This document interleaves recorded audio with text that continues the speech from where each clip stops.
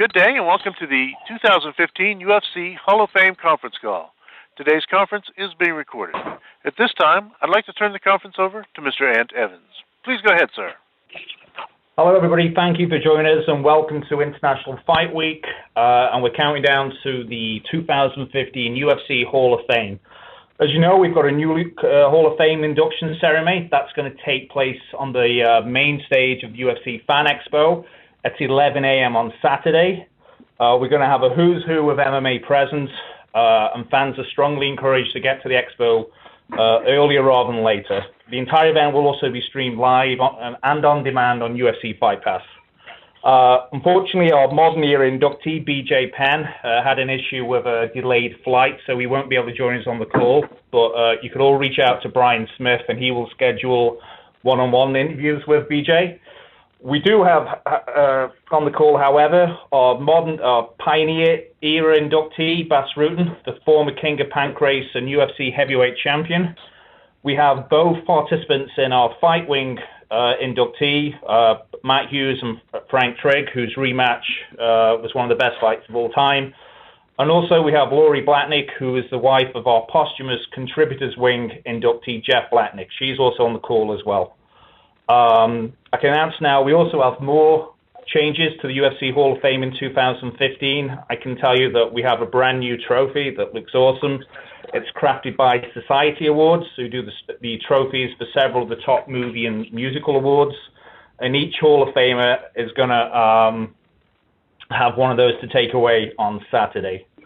So with that said, I'll open up the call for media questions.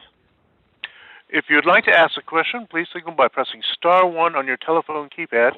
If you're using a speakerphone, please make sure your mute function is turned off to allow your signal to reach our equipment. Again, press star 1 to ask a question. We'll pause for just a moment to allow everyone an opportunity to signal.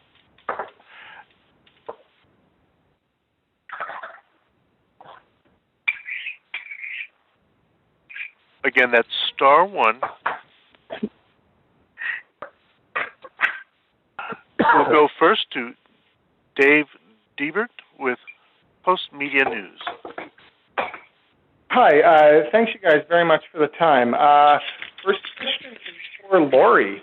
I'm wondering if you've got insight into any pride, any feelings that Jeff may have had seeing the growth of the sport, being around so early, the early perceptions, the role he played in changing some of those, and then living to see what UFC and the sport in general would become. I think he would be thrilled. I know that he spent a lot of hours trying to create the rule book or helping out with that, and did it without any need for recognition or desire for recognition. He did it because he felt it was the right thing to do and to help the sport become what it is today. And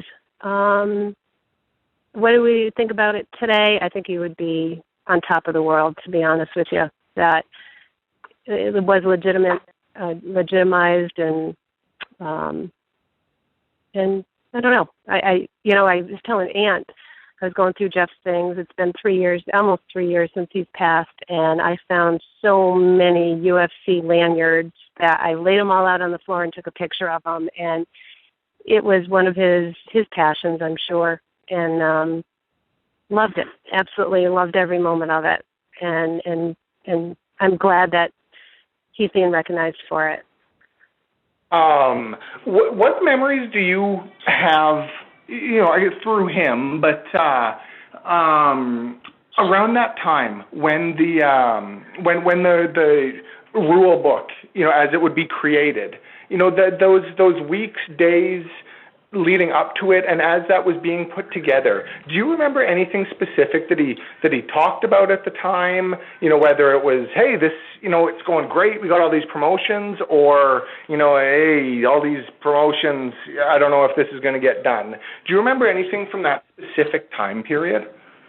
I don't. My kids were born in 95 and 99, and a lot of the things that he did, we didn't talk totally about it. I'm a stay-at-home mom, so I was raising my kids at that time, and I know that he did a lot of work on it. That's all I know, honestly, and was thrilled with the transition and legislation, and he was always gone trying to help out with that kind of stuff, and nothing really stands out in my mind, unfortunately, but the end result.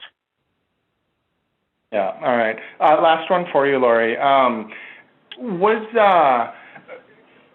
guess, a bit of a flip side, when he parted ways with UFC, he'd been there almost from the beginning.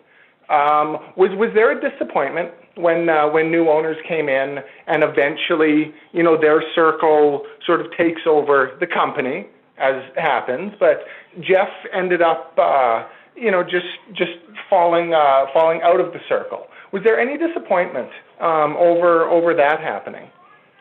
Absolutely. Devastated.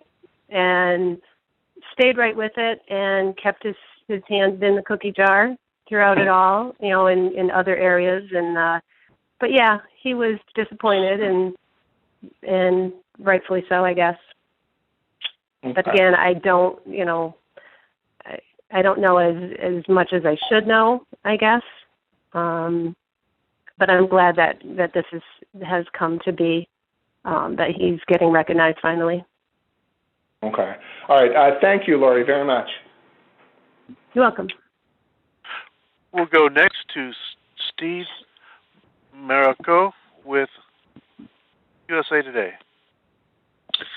This is a question for everybody on the call, and I guess we'll start with Matt. Who would you guys like to see inducted to this newly revamped Hall of Fame? There's obviously a bunch of different categories, so it's kind of a broad question, but, modern era, pioneers era, contributors, fighting. Maybe if you could just, kind of talk a little bit about who you'd like to see inducted next, starting with Matt. Well, you're asking me kind of a tricky question there, and I don't think I'm going to answer it the way you want. I do think a modern era fighter should be retired. I just think that it put a lot of pressure on me when they put me in 2010, and I still had fights to go. So I'm kind of under the belief that your modern era fighter should be retired. So that's how I'm going to answer it. Okay. And Boss? Oh, it's a hard one. I would say I think Frank Shamrock, Don Fry. These are two guys that pop up for the pioneer, of course, section. The modern era, man, it's so hard to go back in my mind who stopped fighting. Sometimes they suddenly come back, but it's what Matt says. Yeah, they should be indeed. They should have stopped fighting. But yeah, I'm shooting a blank on that one right now. Frank? For Pioneer, I probably, because we had so much to do with helping set the rules and helping get us kind of back on track a little bit, John McCarthy at some point. But it's like, I believe with Matt too, minor fighters should be retired. You shouldn't have anybody being brought into the Hall of Fame that is still competing. So it's tough to say like McCarthy, because he's a referee. He's still out there being a referee. But it'd be tough to bring him in as he's still, as he's still doing the job. But also with Boss, why Don Fry, and Frank Shamrock aren't in? It doesn't make any sense to me. Like, these guys should be in as well, for sure. Like, these are just guys that I looked up to as I started fighting. Mm-hmm. And Lori? Definitely agree with Frank and John, for sure. Big fans of Jeff's and vice versa. All right, thank you very much. This is Ant.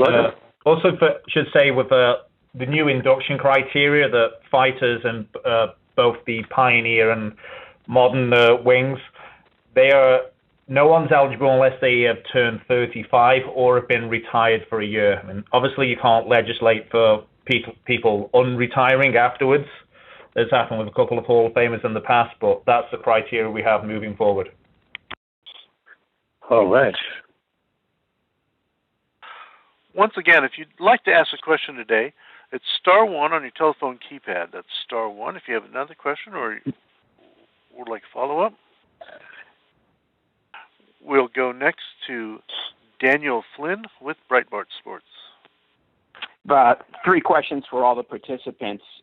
Many fight fans, they remember fights rather than fighters, and obviously with Matt and Frank getting inducted for a fight, that might predetermine their answer. But if you could pick one match of yours to showcase the peak you, the best version of you, the fans who may have didn't see you live, the new UFC fans, didn't see that at the time, what fight would you pick to showcase the best you? Who's can I answer first or? Yeah, everyone. So anyone go. Well, yeah. You need to put it in an order because nobody knows who you're wanting to answer first. But I'll go first. I would say BJ Penn. My fight when I beat BJ is one of my biggest for me. I'm a big fan of controversy or not really controversy, but going up and down a hill. And BJ had me in a bad way in the first couple rounds. And I come up and beat him after that. Going against an opponent who had beat me before. So that to me is something that I like to show off. Frank? Probably the Ceruto fight. I was almost blacked out by his triangle. It was the fight I had to win to get back in to get to my rematch with Matt. My fight with Matt, I was in the best shape and the best mental place and all the way around. Obviously I was the best athlete I could possibly be, but it wasn't a win. So for me, the best one probably where I can bring a fan to go watch and see me actually win something would be the Ceruto fight, because that one was tough. It was really hard. He just went to decision with Matt before that, and I was pretty close to going out in the end of that first round, and then just found a way to get through it. So that was the one that'd be my pick, for me at least. And Bass? Yeah, for me it has to be. It's actually a fight in Bankers at UFC. They inducted me for those fights as well. You can find them actually on Fight Pass right now. It's the rematch against Funaki.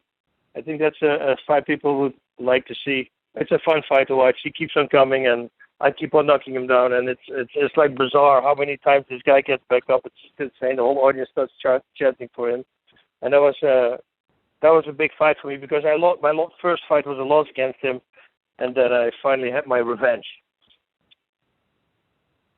And Laurie, I would assume for your husband it might be the Olympic winning the Olympic gold medal.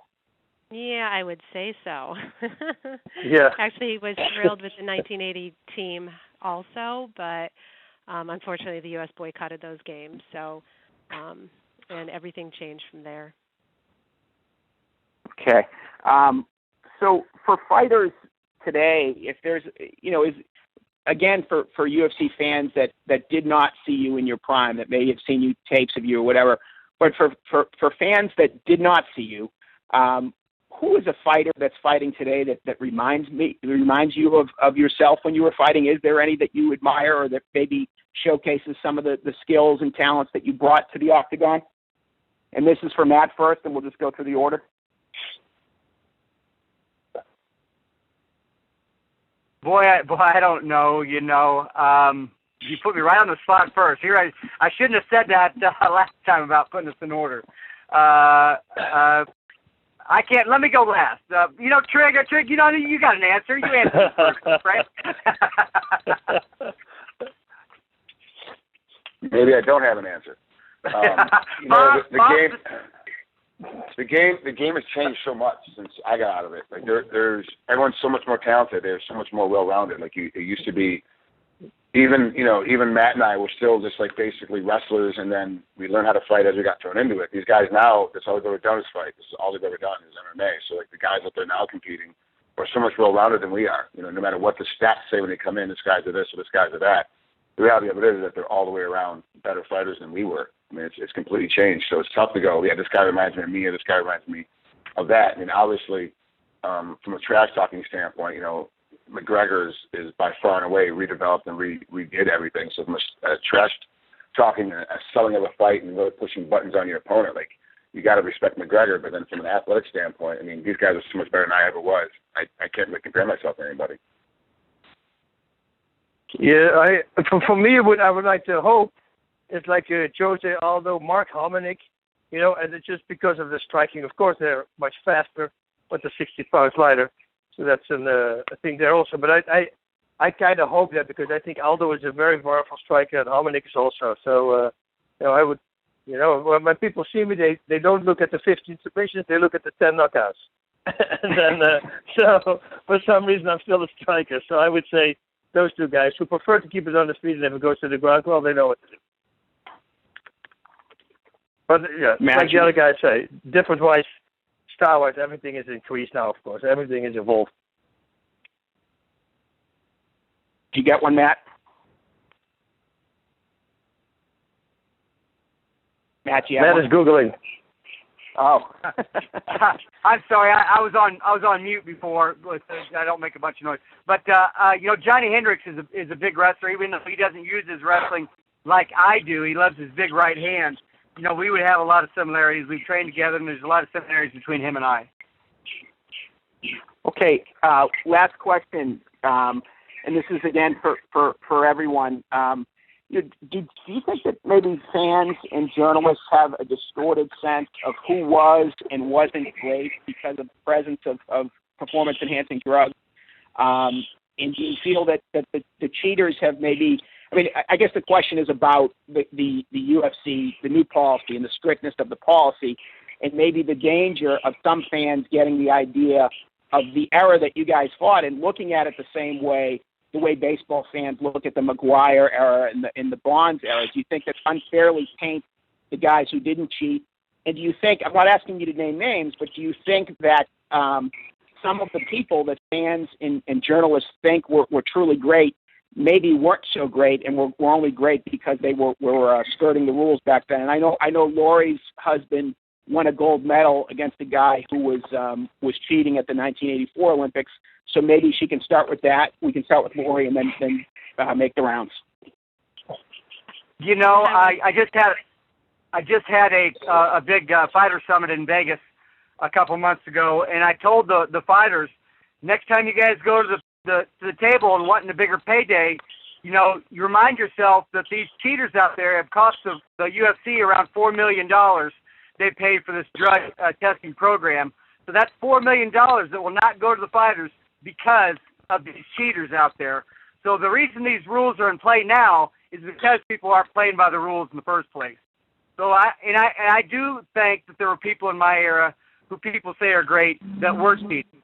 But we did have rules back then. We did have drug testing and this and that. But I don't think the drugs were as prevalent as they are now, and the ways to get around the testing is like it is nowadays.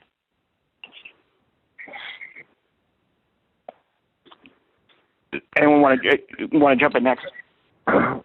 Yeah, well, okay, I'll jump in. Oh, by the way, for the last question also, Dwayne Ludwig is a student of mine. He reminds me very much of myself striking as well, just at that name. And as for students, yeah, I don't really mind, It's like Matt said, there was already testing also. I've been tested here, and not the first time I fought, but the second time. And I think it's for every fighter. I think, if everything goes down at the end, you got to be able to be that guy to look at yourself in the mirror when you brush your teeth. And, if you see a real guy or a guy who helps have stuff with it to use, I always tell people, you can give me a lie detector test and I jump on. So I don't really care what people think, but it's all about me. If I look in the mirror, if I see an honest guy there, I think that is the most important for me. And I see an honest guy. Frank or Lori? Go ahead. I'll go next. Coming from wrestling, and we talked about Jeff earlier, he wins the 84 gold against the guy who's cheating. The whole time I was competing, we always knew that the other governments were supporting their athletes by giving them drugs. And that was one of the support groups that they had. In America, we just have a different system, so we didn't get the support from the U.S. government. We had to kind of go out on our own. But we got tested all the time. It was always random. And guys got caught, pretty frequently because the list is so big and so long, it's tough to stay up to date with what's on it.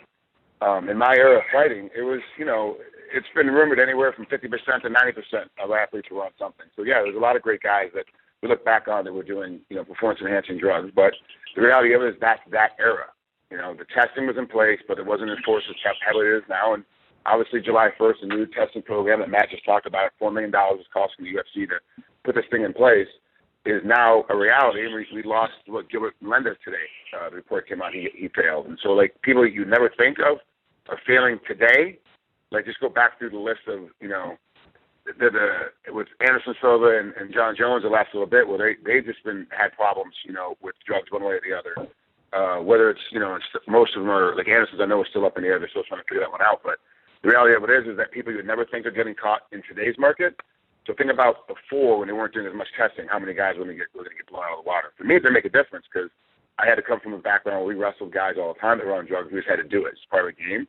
So the same thing happened when I fought. When I fought a guy that was on drugs, it didn't make a difference. I hoped that I out-trained them and outworked them, and I was better than they were. That's just kind of what I was doing, you know. But it's just not something that I endorsed or something that I did when I was competing, and that was just my stance on it. Just, you know, coming from that wrestling background like Jeff Latnick did.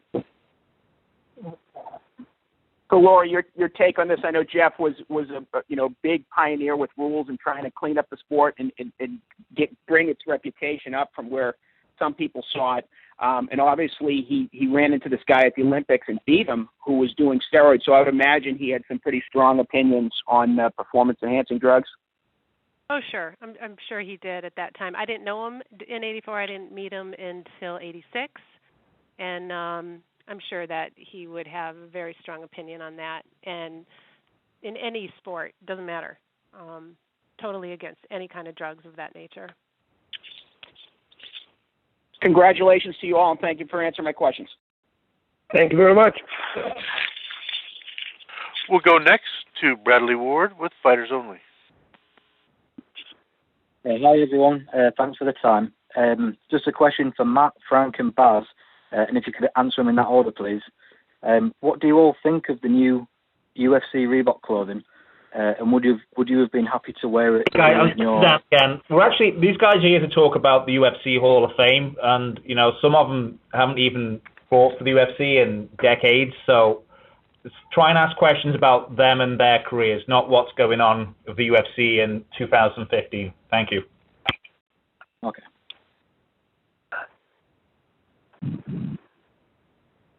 We'll go next to Jeffrey Harris with 411 Mania MMA. Thank you all for joining us today, and congratulations on your inductions. For Frank Trigg, do you think this new revamped Hall of Fame, the new categories, to be able to honor fighters, you know, maybe not for their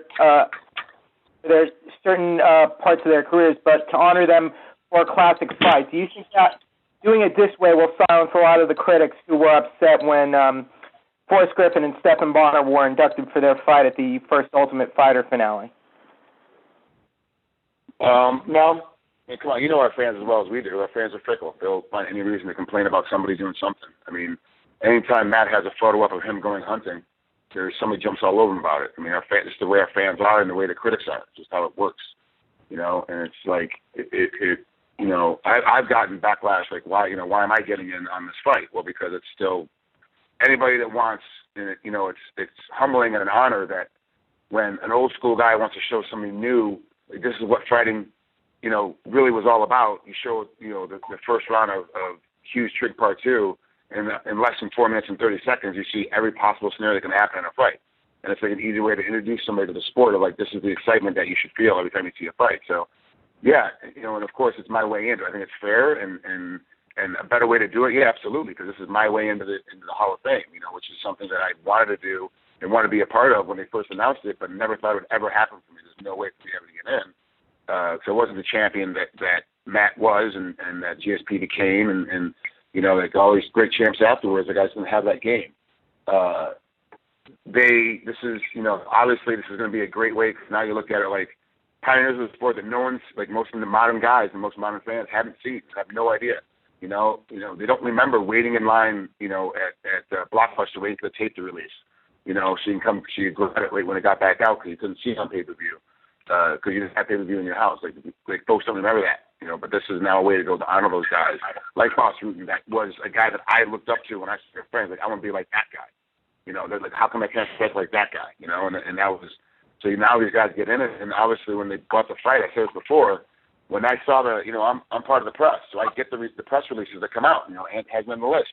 and I saw the new categories, and my first thought wasn't my fight. My first thought was somebody else's fight. And then when I got the phone call, and great job by Ant to keep me in the dark for a week about what was really going on. But when I finally got it, I was so surprised that I actually had to ask him 3 times what he was saying, because it's such a great experience and how to be a part of this thing that I think now that whether the critics have anything to say about it or not, critics are always going to be critics. They're always going to find something. Our fans will always find a way to love us and a way to hate us at the same time. That's how our fans are. And this is just another way to honor guys that have been in great fights and had great matches and great matchups. And moving forward, there's going to be a lot of great fights we're going to put in because of it, because they open up the category. Thank you. For Matt, when you and Frank were having your epic feud, you two were like oil and water, and you seem like bitter enemies. Are you two friendly with each other now? Do you ever cross paths with each other? Do you think the rivalry is still there, or do you think you two can be friends now? No, I think, yes, Frank and I, we cross paths kind of all the time. It was usually 1 out of 2 or 3 times I'm in Vegas, I run into Frank, and we're definitely friendly now. We've both matured, so the past is the past. I know I'm retired. I think Frank is 100% retired too. So I mean, we got nothing to fight for, So yeah, we're very friendly with each other. But yes, it was very real back in the day. We were just different back then. You should let Frank answer that question now. Frank, are you friendly with Matt now? Is he cordial with you two now? Man, I can't stand that mother. No, I'm kidding. We're totally fine. Yeah, and the thing is, we got to remember too that he's a Midwestern farmer. He hunts and fishes, and he's got that mentality. And I'm an East Coast city kid, so of course we're oil and water because we're raised in 2 different mentalities, 2 different mindsets. But yeah, we're competitors. We're out there trying to be, and we're both super competitive, and we're super alpha male. So we push each other's buttons and try to sell fights, and that's what we had to do. There weren't 4 fights in 7 days like the UFC is about to do coming up here and starting on July 11th. Like we didn't have that back then. We had 8 to 10 fights a year. That's what we had, and we're just kind of we're kind of that era that got built up. So a lot of us had to sell fights. That's how we sold the fight. That's how we got people to pay attention to it. And our hype, unfortunately, it hasn't happened as of since. But our hype, our feud before the fight lived up to the fight. So when you come in and you go back in and talk about a rivalry, like we were rivals. That's what we were. That's what athletes are. We're rivals with the same guys in the same weight class, and it panned out. But yeah, Matt, Christ, it's been 10 years. Like we're men. Like we got families. We got we moved on. We're both retired. Like who cares? It's something that happened in history, And what's Matt got to be mad about? He won twice. Like he wins for the rest of his life. He's on top of that one. There's nothing I can do about it. I just got to accept it, lick my wounds, and keep moving forward. And so it's we're totally friendly, and obviously we don't do the same kind of things, but it would definitely, if we're together and we're hanging out and it's my turn to buy the beer, I'm buying a beer. It's just how it goes. Like we're extremely friendly now with each other because the rivalry is long since dead. For Matt, Boss, and Frank, when you stopped fighting and you had to put that part of your life away, that chapter of your life was over, was it a struggle to kind of, after that's such a big part of your life, the training, the traveling, getting ready for a fight, doing the camp, just putting that aside, was that a struggle, or were you ready to embrace, the next chapter of your life? Yeah, it was a struggle for me. I mean, and I'm sure these guys will say the same thing. That's all I've known my whole life. I grew up with a twin brother, so I've been competing with him my whole life. I wrestled through high school, through college, started fighting actually I was still in college when I started fighting. So, I mean, my whole life has been nothing but competition day in and day out. And so having that leave my life was tough. It was tough. And, it's been 2 years now, and I still have the itch to do something halfway competitive. Bob and Frank, same way?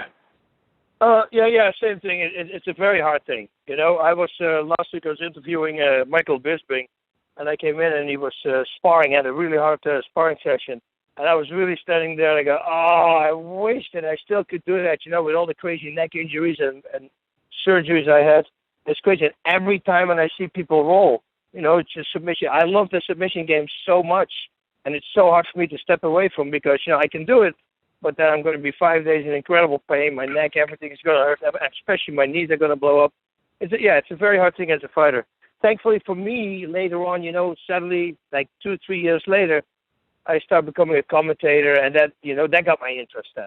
And then, I became a host for the IFL, and I started coming at the Inside MMA. So I was always fortunate to, when I stopped it, I was still early on, to just jump into the next thing the whole time. It was almost like it was laying there, just waiting for me. And then I jumped in, and, once you give yourself to something else, then it's okay. But every time when I see somebody spar or somebody fight on the ground, yeah, it's a hard thing. You're also a pop culture icon, boss. And Frank, in your comments? For me, it was actually kind of easy because I haven't stopped. I'm not competing in MMA anymore, but I'm doing stunt work and action acting. So I'm blowing through walls and still having to train and still having to do a lot of jiu-jitsu. I'm starting to do a lot of boxing. Because a lot of the roles are calling for me to just to box and be like not like a stunt boxer, be like a real boxer. And so it's been, for me, the transition was relatively easy because it also became a situation of, do I still have it to be at the top end, which I didn't.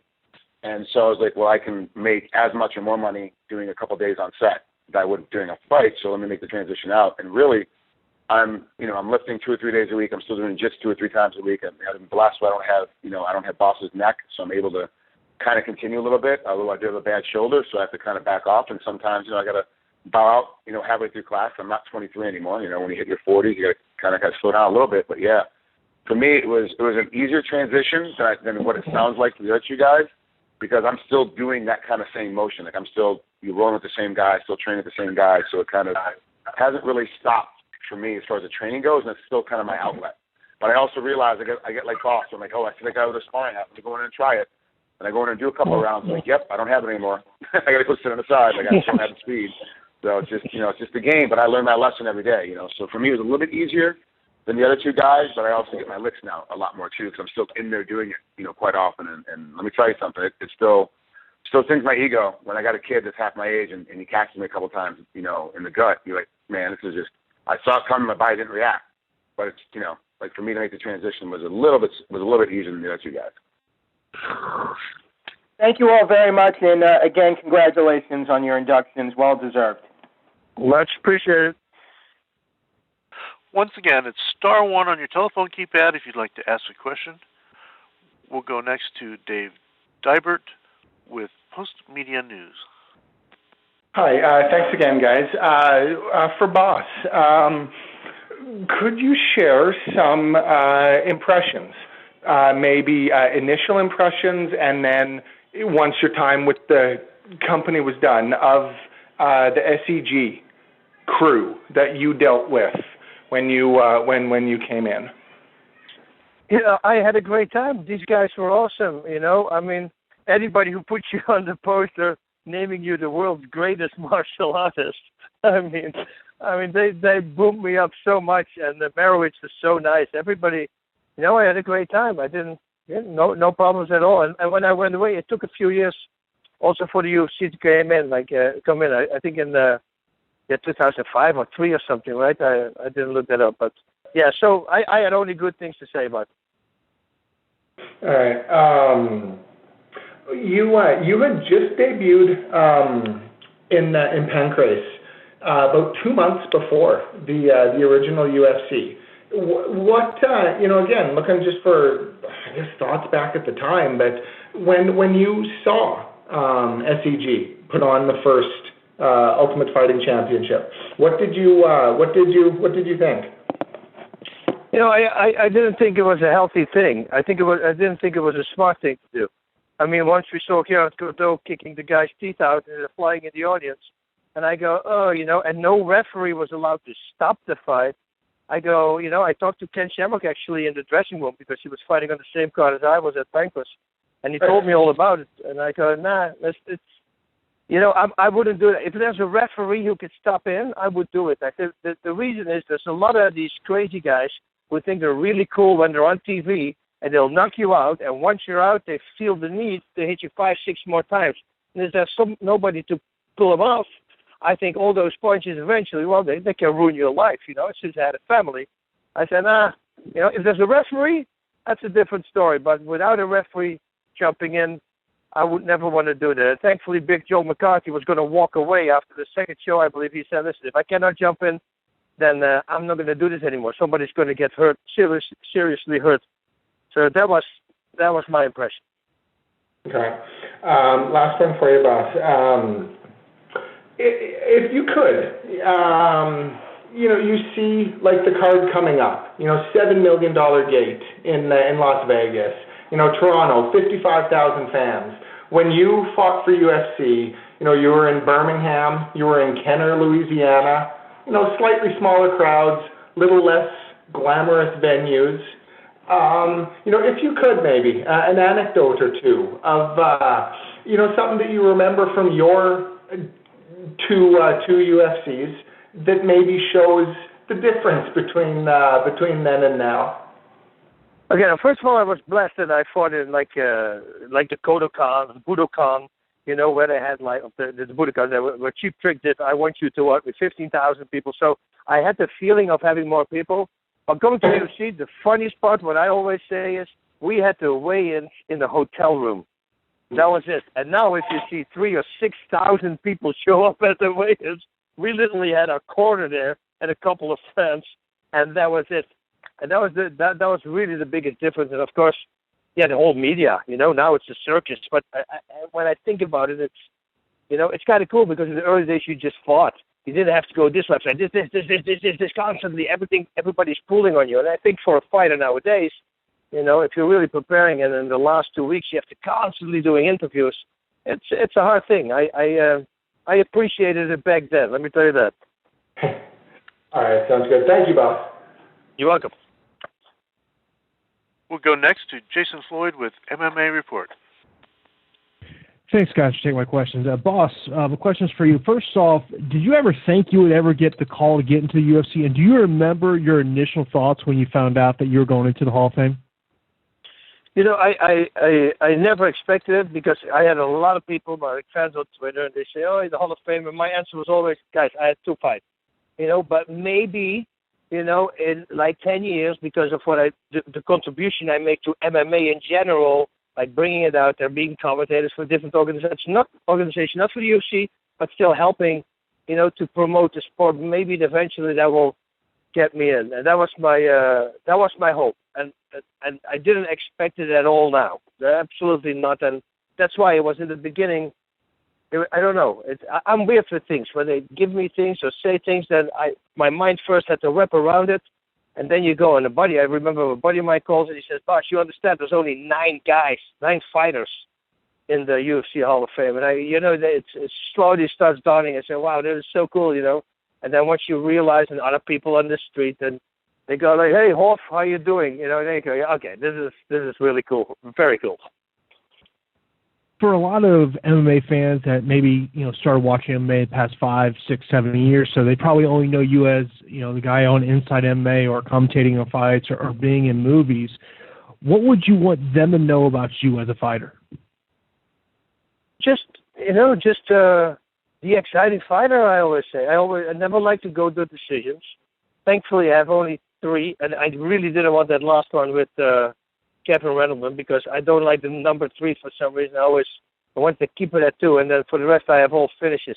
And they're nice and spread out also. I wanted to remember that I'm not just a striker, because I think I went in as a striker and actually became a much better grappler, even better than striking. I have 15 submission wins and 10 knockouts. But for some reason, they always say, oh, yeah, you're a great striker. I trust me, I enjoy it. But, I never get any credit for my groundwork, and I thought that was pretty okay as well. Thanks, boss. Thank you. We'll take our next question from Adam Hill with Las Vegas Review-Journal. What's going on, guys? My first question is for Frank. How often have you kind of thought back, and does it happen almost every day to you, where you think back to how your career would have been viewed differently if you would have finished that choke in that fight? I don't think about it until somebody brings it up again, which is pretty much every day.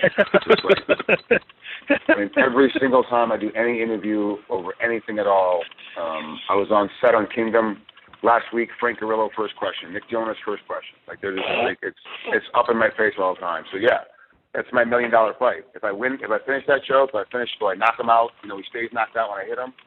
I'm a millionaire. My confidence increases. My ego gets bigger. I'm all of a sudden like I'm not going to get beat. I'm going to be, you know, I'm going to remain the champ for 5-6 fights until GSP comes in. You know, all of a sudden, you know, I'm not going to be the great champ that Matt was, but I'll be pretty stinking close. And so, yeah, that's the $1 million fight. That fight makes me a millionaire. Should I lose it? You know, I'm at where I'm at now. So it's like, I think about it all the time. That's the fork in the road.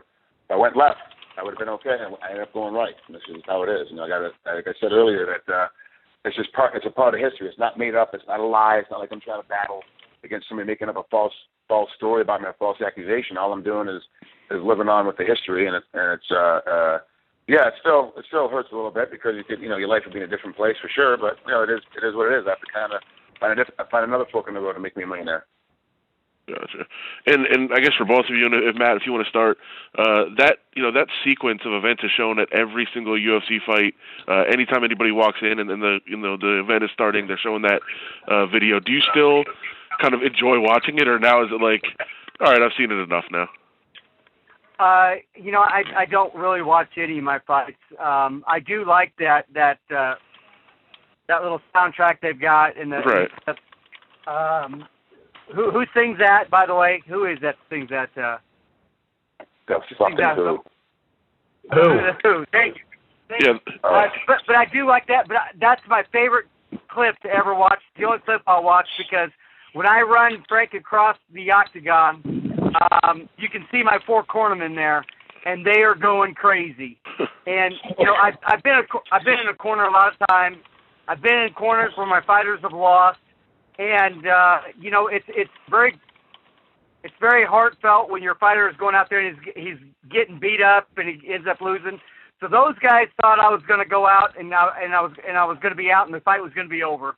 And ends up I was able to turn around and run Frank across the octagon towards them. I know they had to be going crazy. So I love that when I jump Frank Trigg, it's really right in front of my corner and I can see my 4 cornermen standing up. So I do watch that clip. I love that clip. I'm not watching me. I'm watching my 4 cornermen. And Frank, I have to imagine your thoughts on that clip are a little different. And you and I have talked about this at length before. Like I leave the arena when that thing comes on. I yell at Sean Shelby all the fucking times that he has that piece still in there. Everybody else is brand new. Everybody else is somebody from the modern era. Everybody else is like the champ that's fighting that night or whatever. Like the only thing that's in there still is that clip from 10 years ago. Like they just keep running it and it drives me nuts. I can't understand the song.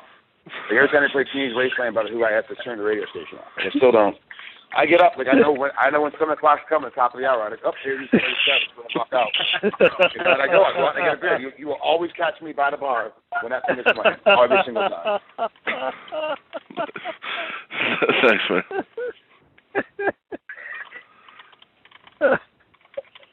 That's funny.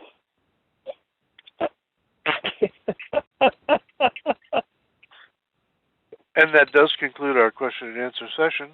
I'll now turn the conference back to Mr. Ant Evans for any final remarks. Okay, guys, on that riotous conclusion, thank you everybody for calling in. We'll see you 11 a.m. on Saturday, stream live on Fight Pass. Media on the call, reach out to Brian Smith. We will have a section for the media to enjoy our UFC 2015 Hall of Fame induction ceremony. And we'll let Bass go so we can finish cracking up. That's so funny.